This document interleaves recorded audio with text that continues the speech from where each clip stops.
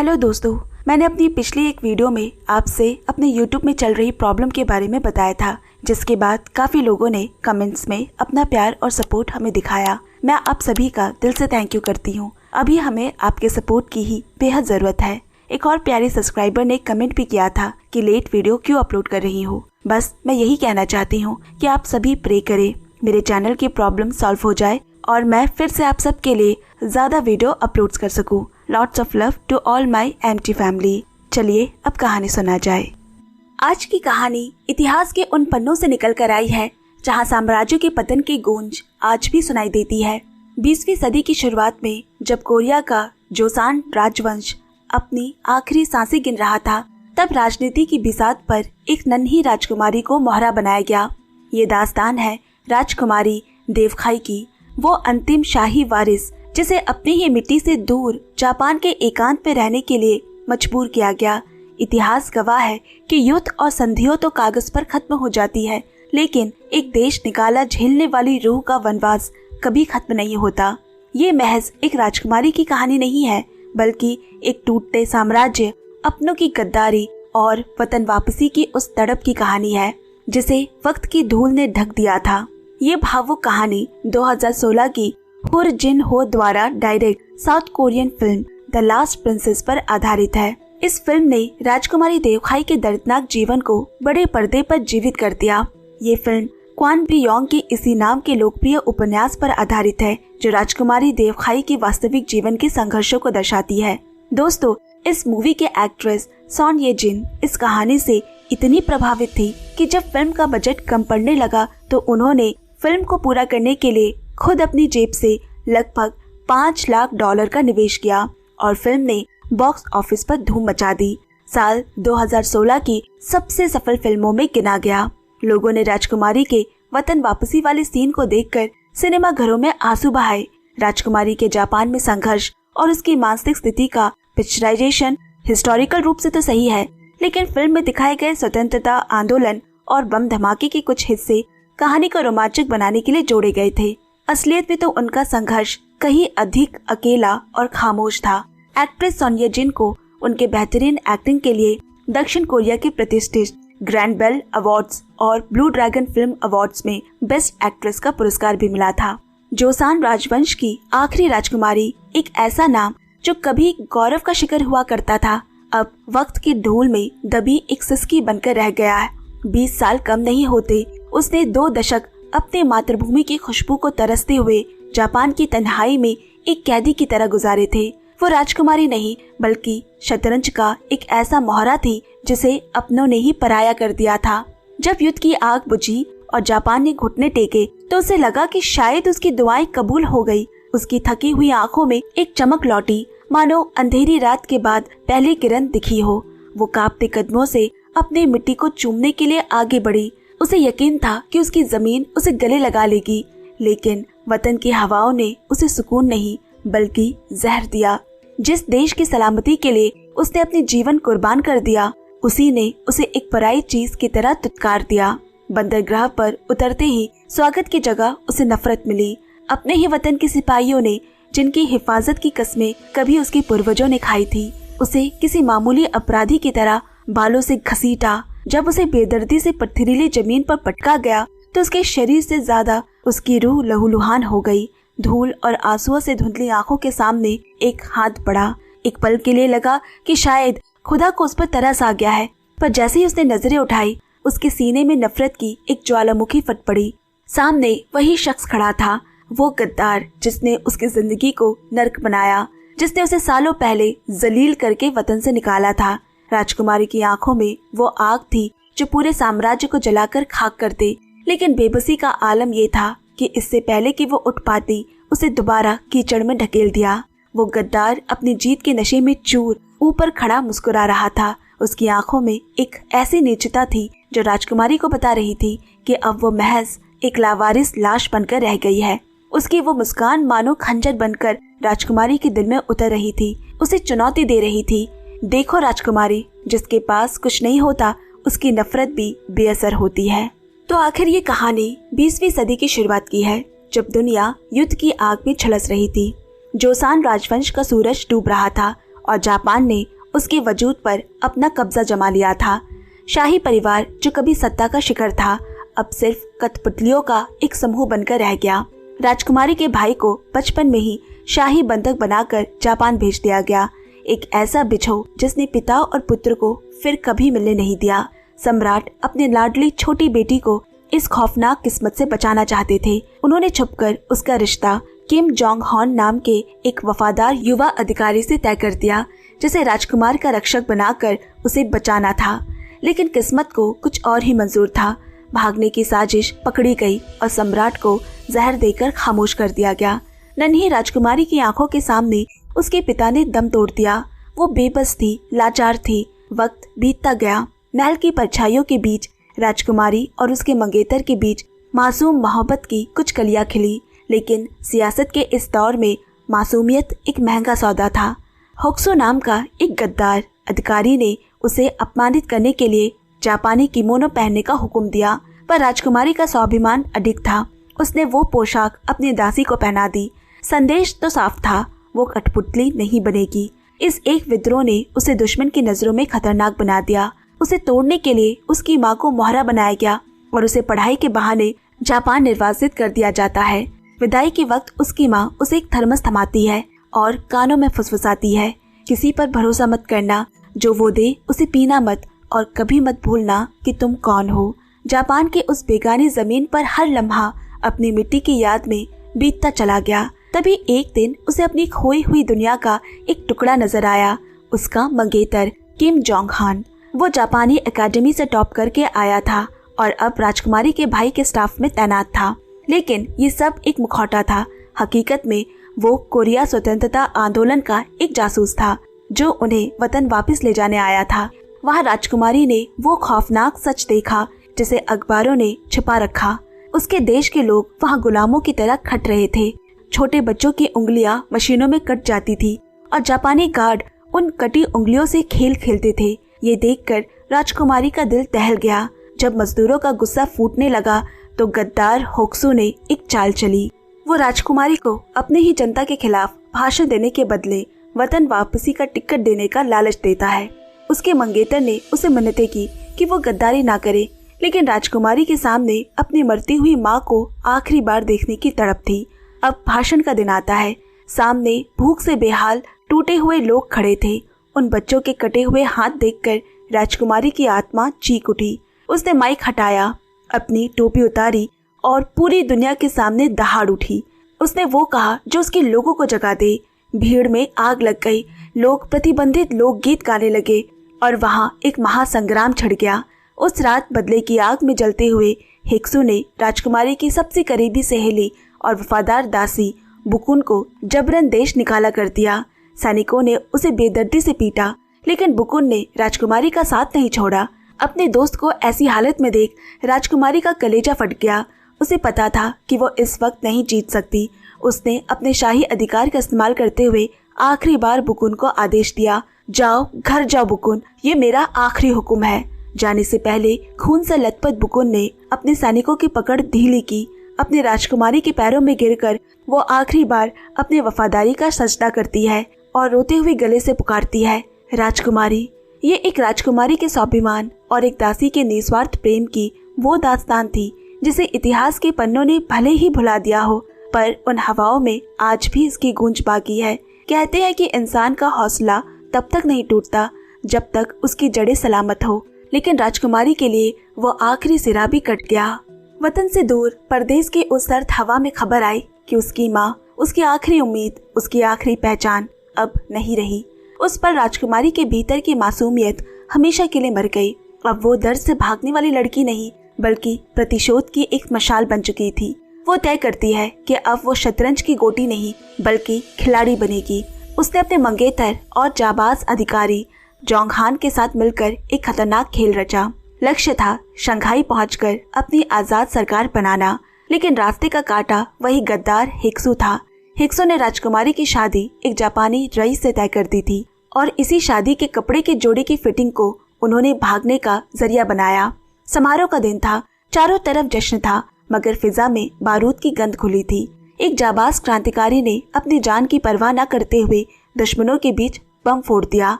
धमाका तो हुआ पर हिक्सू की मौत अभी नहीं आई थी। वो घायल हुआ लेकिन बच गया।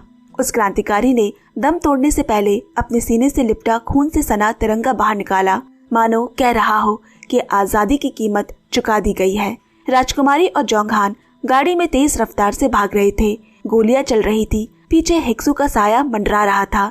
जोंगहान ने पलट कर वार किया और हिक्सू को जख्मी कर कुछ पलों की मोहलत खरीद ली। एक गुप्त ठिकाने पर दिए की मध्यम रोशनी में राजकुमारी जोंगहान के जख्मों को सहला रही थी। उस रात वे शहजादी और सिपाही नहीं थे, वो बस थके हुए दो मुसाफिर थे जो एक दूसरे की सांसों में जिंदगी ढूंढ रहे थे। उन्हें लगा कि शायद अब मंजिल करीब है, मगर किस्मत को अब भी कुछ और ही मंजूर था। जैसे ही उन्होंने दरवाजा खोला, मौत के सायों ने उन्हें फिर से घेर लिया। गद्दारों ने मुखबरी कर दी थी। जोंगहान आखिरी फैसला लेता है और उसने राजकुमारी को एक गुप्त सुरंग की ओर ढकेल दिया।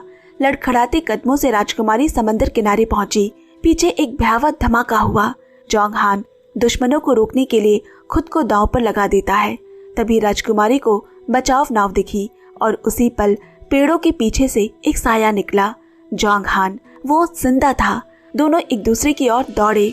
सालों का इंतजार, बिछो, वो आंसू, सब बस एक आलिंगन में सिमटने ही वाले थे कि नाव के अंधेरे कोने से हिक्सू की पिस्तौल चमकी। पहली गोली जोंगहान के पैरों में लगी। वो गिरकर जैसे ही उठा, दूसरी गोली उसका सीना छलनी कर देती है। वो पानी की लहरों के किनारे गीली रेत पर ढह गया। राजकुमारी की एक ऐसी चीख निकली जिसने समंदर के शोर को भी मात दे दी। वो शख्स जो उसकी पूरी दुनिया था, वो उसकी आंखों के सामने खत्म हो गया। वक्त रुकता नहीं है। टूटी हुई राजकुमारी को जापानी काउंट ताकायुकी से शादी करनी पड़ी। ताकायुकी भला था, उसे चाहता भी था, पर राजकुमारी के लिए अब सब पत्थर जैसा था। वो अपनी जिंदगी के खालीपन में बस वही पुरानी रिकॉर्डिंग सुनती जिनमें उसके वतन की खुशबू और जोंगहान की यादें बसी थी। उसकी आंखों में एक ऐसी वीरानगी थी जिसे कोई मोहब्बत नहीं भर सकती। बाद में एक नन्ही बेटी की किलकारी ने उसकी जिंदगी में थोड़ी हलचल जरूर पैदा की, लेकिन राजकुमारी का वो हिस्सा जो हंसना जानता था, जो उम्मीद करना जानता था, वो तो उसी रात उस समंदर के रेत में दफन हो चुका था। इतिहास का पहिया फिर घूमता है, पर कुछ जख्मों को भरने में वो सदियां लगा देता है। अब साल 1945 में जब जापान ने घुटने टेके तो राजकुमारी को लगा कि उसके वनवास की कड़ियां टूट गई है। अपनी बेटी का हाथ थामे वो बंदरगाह की तरफ ऐसे दौड़ी जैसे कोई पंछी पिंजड़े से छूटने के बाद खुले आसमान की तरफ झपटता है। उसके दिल की हर धड़कन में बस एक ही लफ्ज था, घर। मगर किनारे पर पहुंचते ही उसकी उम्मीदों का कत्ल हो गया। उसकी अपनी ही सरजमी की नई सरकार ने राजनीति के गंदे खेल में अपने ही शाही खानदान को खतरा करार देकर अंदर आने से मना कर दिया। राजकुमारी को वहीं से वापस धकेला जा रहा था, जबकि उसकी आंखों के सामने वही गद्दार हिक्सू, जिसने देश की पीठ में छुरा घोंपा था, शान से अपने मुल्क लौट रहा था। उस पल राजकुमारी के भीतर का कुछ हमेशा के लिए मर गया।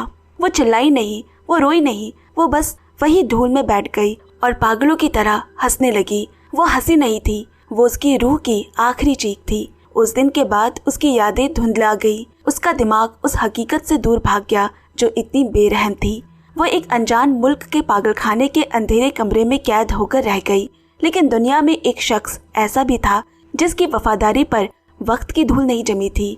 जोंगहान, जो अभी भी जिंदा था। उसने लेबर कैंप के नर्क को झेला, मौत को मात दी और आज़ादी के बाद बरसों तक अपनी राजकुमारी को ढूंढता रहा। और आखिर में साल 1961 में जब वो उसे मिली तो वो महज एक परछाई थी। कांपते हुए हाथ, उलझे सफेद बाल और आंखों में एक खालीपन। जोंगहान ने उसे घर ले जाने के लिए जमीन आसमान एक कर दिया। एक पत्रकार बनकर उसने पूरी दुनिया के सामने अपनी सरकार को आईना दिखाया और आखिरकार अपनी राजकुमारी का हक छीनकर वापस लिया। 26 जनवरी 1962, पूरे 37 साल की जुदाई के बाद जोसान के आखिरी राजकुमारी ने अपनी मिट्टी को छुआ। एयरपोर्ट पर कैमरों की चकाचौंध देख वो सहम गई। उसे लगा फिर वही जुल्म शुरू होने वाला है। तभी उसे एहसास हुआ, एक पुराना, मजबूत और जाना पहचाना हाथ उसके कंधों पर था। जोंगहान वहाँ खड़ा था। भीड़ के पीछे कुछ बूढ़ी औरतें घुटनों के बल बैठी थी। ये वही दासिया थी जो कभी राजकुमारी के बचपन की गवाह थी और वही उसे अपनी रूह का टुकड़ा दिखा। बुकून उसकी सहेली, उसकी बहन, बरसों पहले की गई वो कसम आज सच हुई। दोनों एक दूसरे को देख रो पड़े। जब अपने बचपन के महल के सामने पहुंची तो वहां प्रवेश निषेध का बोर्ड टंगा था। महल अब उसका नहीं रहा, पर तभी एक छोटी बच्ची वहां से खिलखिलाती हुई गुजरी। उस हंसी ने ऐसा जादू कर दिया कि राजकुमारी के लिए वो बोर्ड, वो दीवारें, वो पाबंदियां सब गायब हो गई। उसने नजरें उठाई और देखा कि सामने उसके पिता मुस्कुरा रहे थे और उसकी माँ ने बाहें फैला रखी थी। दुनिया के लिए वो एक जर्जर, बूढ़ी और बीमार औरत थी जो खाली कमरे की ओर बढ़ रही थी, पर उसके लिए वो अपनी माँ की उस ममता भरी गोद में लौट रही थी जहाँ से उसे बरसों पहले छीना गया था। भटकने और सब कुछ खो देने के बाद आखिरकार उस मुसाफिर को अपना घर मिल गया था। दोस्तों, ये कहानी सिर्फ एक कहानी नहीं बल्कि इतिहास से जुड़ी एक ऐसी घटना है जिसने जोसान साम्राज्य का रुख बदल दिया। लेकिन आखिर इतिहास के पन्नों का सच कितना सच्चा है, आइए जानते हैं। जापान और कोरिया के बीच ये विवाद 19वीं सदी के अंत में शुरू हुआ था। जापान एक उभरती हुई साम्राज्यवाद ताकत था और उसे अपनी शक्ति बढ़ाने के लिए संसाधनों और जमीन की जरूरत थी। और 1910 में जापान ने आधिकारिक तौर पर कोरिया पर कब्जा कर लिया। इसे जापानी औपनिवेशिक काल कहा जाता है। मगर ये विवाद शुरू क्यों हुआ? दरअसल जापान कोरिया को चीन और रूस के खिलाफ एक सैन्य अड्डे के रूप में इस्तेमाल करना चाहता था। उन्होंने कोरिया के लोगों पर अपनी भाषा, अपनी संस्कृति और नियम थोपे और उनके प्राकृतिक साधनों का जमकर शोषण किया। जबकि ये कहानी जोसान राजवंश की है जिसने कोरिया पर 500 से भी ज्यादा सालों तक राज किया। ये दुनिया के सबसे लंबे समय तक चलने वाली राजवंश में से एक था। सम्राट गोजोंग राजकुमारी देवखाई के पिता, जिन्होंने कोरिया को आजाद रखने की बहुत कोशिश की, लेकिन जापानियों ने उन्हें गद्दी छोड़ने पर मजबूर कर दिया। 1919 में उनकी रहस्यमयी मौत होना ये माना जाता है कि उन्हें जहर दिया गया था और इस हादसे ने पूरे देश में विद्रोह की आग भड़का दी थी, जिसके बाद राजकुमारी का परिवार बिखर गया और हर सदस्य के साथ त्रासदी हुई। क्राउन प्रिंस उइमन यानी राजकुमार के भाई को बचपन में ही जापान ले जाया गया और एक जापानी राजकुमारी से शादी करने पर मजबूर किया गया। वो अपनी पूरी जिंदगी जापान में एक सोने की पिंजरे के कैदी बनकर रहे। महारानी म्योंगसेओंग राजकुमारी की सौतेली माँ की जापानियों ने महल में घुसकर उनकी हत्या कर दी थी क्योंकि वह जापानी प्रभाव का विरोध कर रही थी। और आखिर में राजकुमारी देवखाई, उन्हें जबरन एक जापानी काउंट ताकायुकी से ब्याह किया गया। निर्वासन, अपमान और अपनी माँ की मौत के सदमे ने उन्हें मानसिक रूप से तोड़ दिया था। 1945 में जब दूसरा विश्व युद्ध खत्म हुआ और जापान ने हार मान ली, तब कोरिया आजाद तो हुआ लेकिन दो हिस्सों में, उत्तर कोरिया और दक्षिण कोरिया। तब दक्षिण कोरिया की नई सरकार थी राष्ट्रपति सिनेमन के नेतृत्व में। उन्हें डर था कि अगर शाही परिवार वापस आया तो जनता फिर से राजशाही की मांग करने लगेगी। इसीलिए उन्होंने सालों तक शाही परिवार की वापसी पर रोक लगा दी। राजकुमारी देवखाई जैसी हस्तियों को दशकों तक विदेशी अस्पतालों और गुमनामी में छोड़ दिया गया, जबकि देश की आजादी में गद्दारी करने वाले कई लोग सत्ते में बने रहे। इतिहास सिर्फ तारीखों और जंगों का नाम नहीं है, ये उन टूटे हुए परिवारों की चीख भी है जिन्हें राजनीति की बलि चढ़ा दी गई। जोसान राजवंश, जिसने सदियों तक कोरिया की पहचान को संजोया, एक झटके में धूल में मिल गया। राजकुमारी देवखाई की कहानी हमें याद दिलाती है कि आजादी शब्द की असली कीमत उन लोगों ने चुकाई जिनका घर लौट पाना ही एक जुर्म बना दिया गया। 1962 में जब वो अपने पुराने महल लौटी तो उनके पास ना तो यादें बची थी और ना ही अधिकार, बस अपनी मिट्टी की वो आखिरी छुअन थी जिसके लिए वो उम्र भर तरसती रही। दोस्तों, अगर ये कहानी आपको पसंद आई है तो मैंने ऐसी ही एक और खूबसूरत सच्ची कहानी पर आधारित इंडोनेशिया की राजकुमारी कार्तिनी की कहानी भी एक्सप्लेन की है। 19वीं सदी के उस दौर को दिखाया गया है जहां कार्तिनी को अकेला कर दिया जाता है उसके ही समाज ने, लेकिन फिर भी वो खतों के जरिए खुद को शिक्षित करती है और समाज की कुरीतियों का विरोध करती है। यहाँ तक कि उसके लिखे वो खत लेटर्स ऑफ जापानीज प्रिंसेस के रूप में विश्व प्रसिद्ध हुआ। उन्होंने ऐसा क्या क्या किया था, ये जानने के लिए आप इस कहानी को जरूर देखें। मुझे यकीन है कि आपको ये कहानी भी बेहद पसंद आएगी। उनके क्रांतिकारी योगदानों के कारण 1964 में उन्हें राष्ट्रीय नायक घोषित किया गया और 21 अप्रैल इंडोनेशिया में कार्तिनी दिवस के रूप में गौरव के साथ मनाया जाता है। तो अभी तक आपने अगर ये नहीं देखा तो लिंक मैंने नीचे डिस्क्रिप्शन बॉक्स में दे दी है, जाकर जरूर चेकआउट करें। और अब आपसे विदा लेती हूँ। जल्द मिलती हूँ अगले वीडियो में। ये वीडियो पसंद आए तो इसे लाइक शेयर पक्के से करें और अगर नए हैं तो चैनल को सब्सक्राइब पक्का करके जाएं। Bye bye and take care दोस्तों।